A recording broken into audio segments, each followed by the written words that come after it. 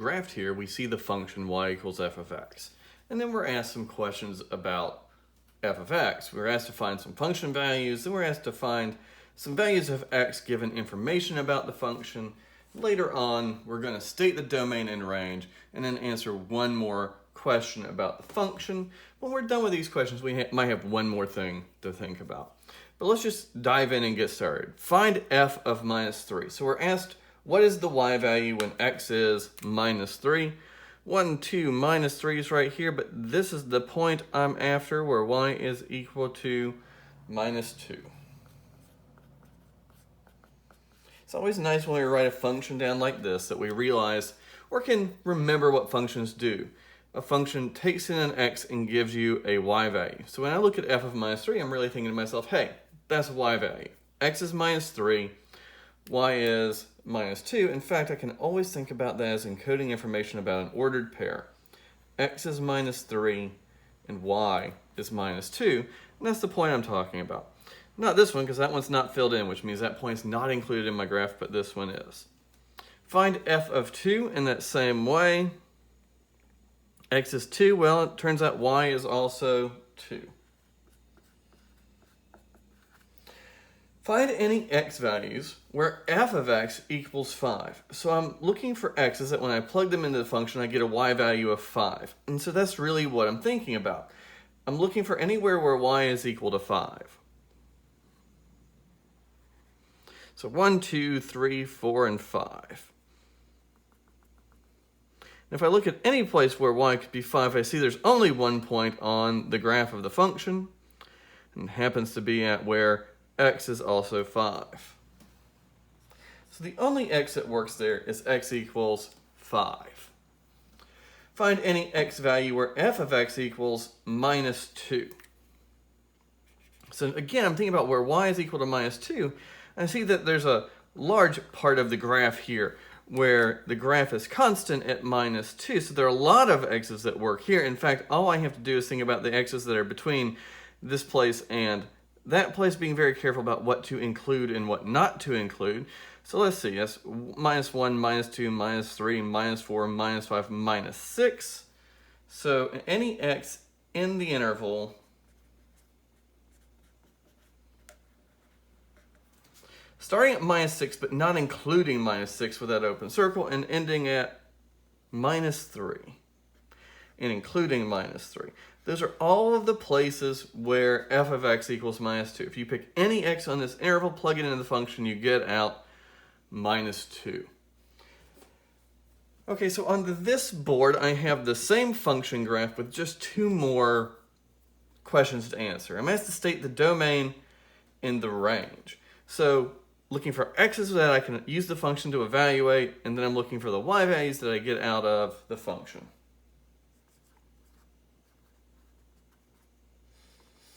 Well, the smallest thing I can think about x being is right here. 1, 2, 3, 4, 5, and minus 6, not including minus 6. And then all of the x values to the right of that are in the domain. And even though there's a hop in the graph here, there's no break in the domain because minus 3 is in the domain, and well, minus 2.99999 is also in the domain, right? There's no hop in the x's I'm allowed to plug in, so I don't need to have a break in what I write down for the domain there. The range. The things I can get out of the function. I plug in an x, I get out a y. The range is a set of values I can get out as y's.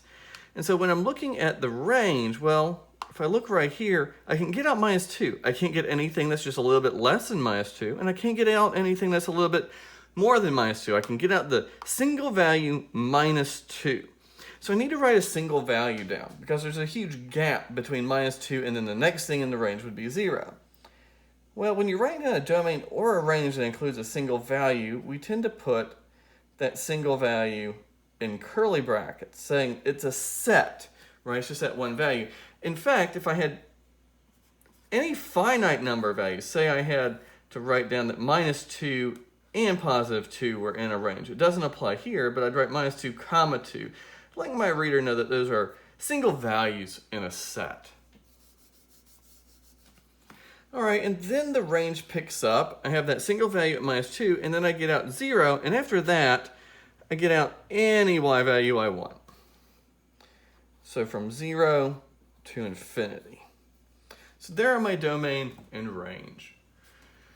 The final question I have written on the board is, on what open intervals is f increasing, decreasing, or constant? So f is increasing when it goes up from left to right, decreasing when it goes down from left to right, and then constant means that I have that constant function, that horizontal line. So right away I see two places where my function is constant. So I'm looking for open intervals in the domain where my function is increasing, decreasing, or constant. To answer the question about constant, I get these two open intervals where my function is constant. So I'm writing down open intervals, so I'm not going to include any endpoints. So my function is definitely constant from -6 to -3. And it's also a constant from -3 to 0. When we're writing down intervals answering a question like this about increasing, decreasing, or constant, we're not going to put a union symbol in between them. We're just going to list them. Because when I write a union symbol, I'm saying that whatever I'm saying is true about both things. And we can't guarantee that when we're talking about increasing, decreasing, and constant. All right, my function is definitely going up from left to right.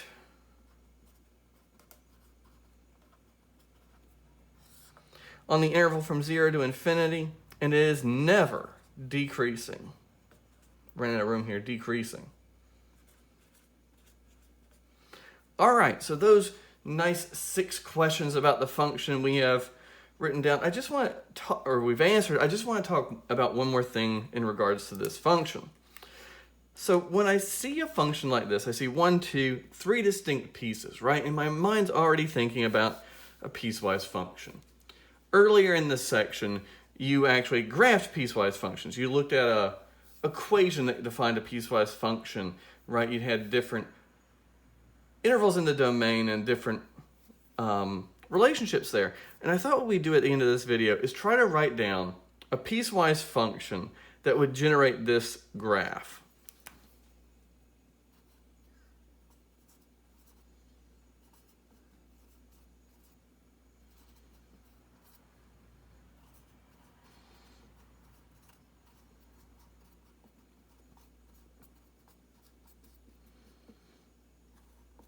And this might be a nice challenge problem for you right now.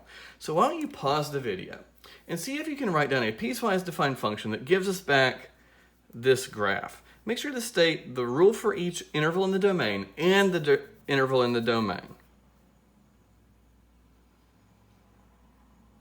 Okay, let's see how you did. So this piece, I definitely get a y out at -2, and that rule would work for all the x's between -6 and -3. Not including -6 and including -3. This little piece, the y's are always 0, and that rule will work between -3 and 0 itself. Oop, shouldn't have included that.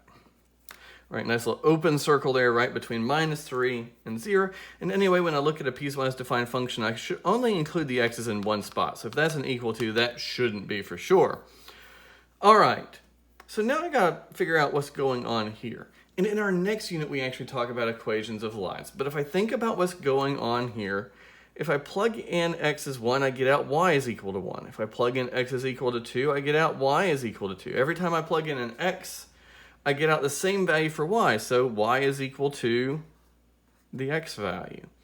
And that rule would work for all of the x's between 0 and infinity, and I think the best way to write that down is x just has to be bigger than 0. Now, one neat thing about this is you could actually erase that equals and put it down there, and we get exactly the same graph. So that is a bit of a choice up to whoever was assigned this task.